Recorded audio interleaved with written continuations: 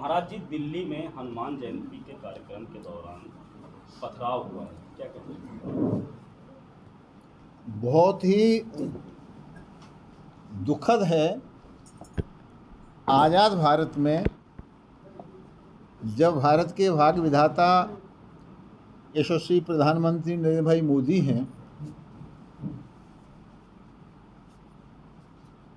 तो केवल दिल्ली में नहीं, एक षड्यंत्र के तहत योजनाबद्ध तरीके से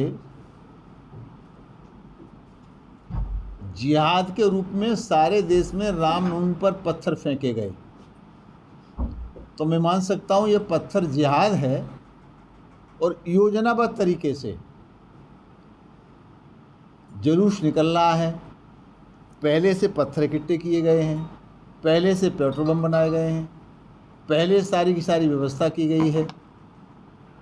तो जहाँ तक मेरी बुद्धि काम करती है, मुझे लगता है कि मोदी जी का महामंत्र सबका साथ, सबका विकास, सबका विश्वास, सबका प्रयास, इसके आधार पर झुग्गी झोपड़ी के इंसान से लेके क्या हिंदू, क्या मुसलमान, क्या सिख, क्या ईसाई, सब में एक सौहार्द का वातावरण सारे देश में प्रकट हुआ और जिसका परिणाम था 5 प्रदेशों के चुनाव में 4 प्रदेशों में बीजेपी की सरकार आई। विपक्ष को लगा कि ये तो सब खेल ही खराब हो गया, सब चले गए भाजपा के साथ, मोदी के साथ में।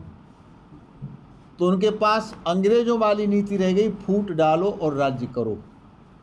तो रामनवमी के अवसर पर चाहे दिल्ली के केजरीवाल हों, चाहे राजस्थान के गहलोत हों, चाहे फिर वो छत्तीसगढ़ वाले हों, या हमारे भी प्रदेशों में योजनाबद्ध तरीके से विपक्षियों ने जानबूझ करके जहर घोलने का काम किया।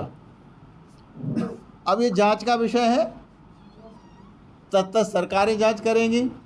वहाँ सही जांच नहीं होगी तो केंद्र की सरकार कमेटी बना के जांच करेगी और जो दोषी होगा उसके खिलाफ कार्रवाई होगी और कार्रवाई हो भी रही है। तो लोग तिलमिला रहे हैं, परेशान हो रहे हैं। अब लोग इस पर बहस नहीं कर रहे पत्थर क्यों फेंके गए, और पत्थर फेंकने के बाद बुलडोजर चल रहा है, कार्रवाई हो रही है, इससे लोगों को दर्द हो रहा है, बड़ी पीड़ा हो रही है। मान लीजिए जुलूस किसी मुस्लिम मोहल्ले से निकल रहा है, तो उनने सब पत्थर पहले से इकट्ठे करके लगे, तो उनको कोई ज्योतिषी थे, उन्हें पता था कोई नारा लगने वाला है, और नारा लगा के नहीं लगा, उसका प्रमाण होना चाहिए। पर जिस तरह से पत्थर सारे देश में रामनवमी के जुलूस पर फेंका गया है, ये बहुत दुर्भाग्य का है और मैं समझता हूँ मोदी जी के होते इसे बर्दाश्त नहीं किया जा सकता।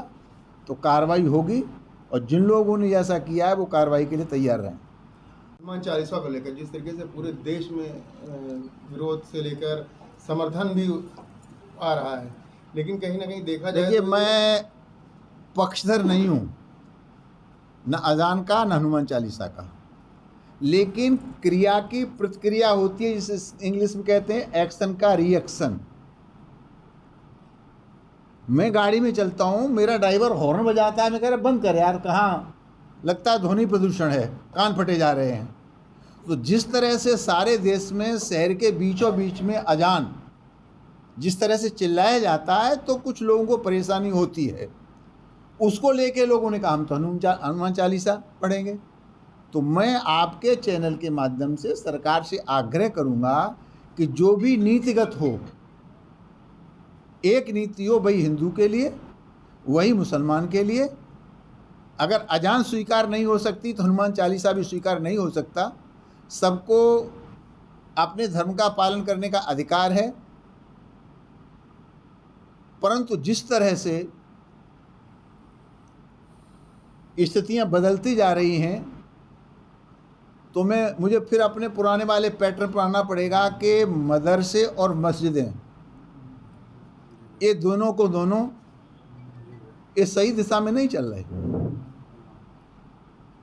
जुमा की नमाज होगी और निकल के लोग पत्थर मारेंगे, क्यों? हम पत्थर मारना सिखाया जाता है क्या?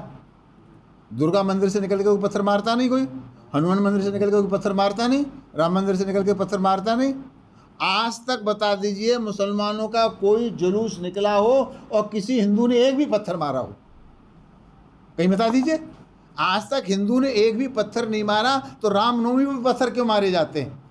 इसका मतलब है कि मस्जिद और मदरसों में जो शिक्षा दी जाती है शायद सही नहीं दी जाती, या जिहादी शिक्षा दी जाती है जिस पर लगाम लगाने की आवश्यकता है।